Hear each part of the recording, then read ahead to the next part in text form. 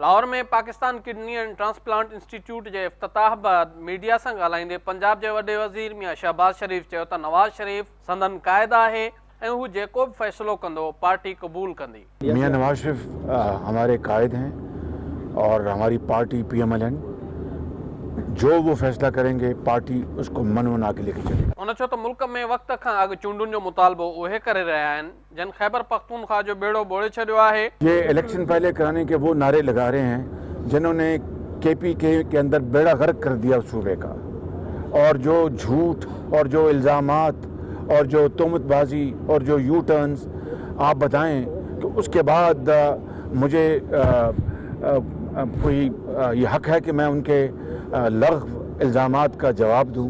शहबाज शरीफ चयो त PTI सरबराह ते अदालत में केस हली रहियो आहे, हू उते पेश न पियो थिए ऐं चवे थो त शहबाज शरीफ 10 अरब रुपयनि जी करप्शन कई आहे। हुन चयो त धरणनि दौरान क़ौम जो वक़्तु ज़ाया कयो वियो। अदालत में मुकदमा चल रहा है और फिर दोहराते हैं कि शहबाज शरीफ ने मुझे 10 अरब रुपए की लालच दी।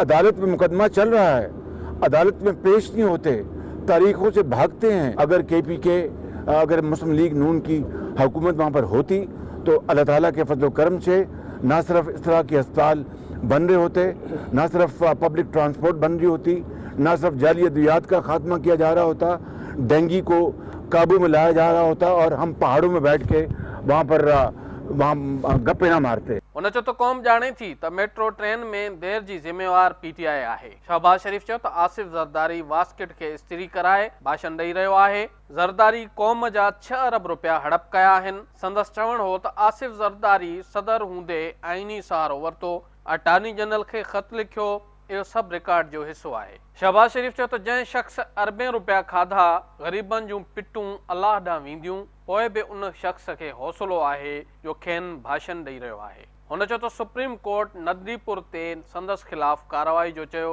रेंटल पावर में क़ौम जा अरबें रुपया हड़प कया विया। शहबाज शरीफ चयो त हिन वक़्तु रुगो नून लीग कटड़े में बीठल आहे। एहतसाब ऐं इंसाफ़ उहो आहे जेको सभिनी खे नज़र अचे ऐं शफ़ाफ़ हुजे।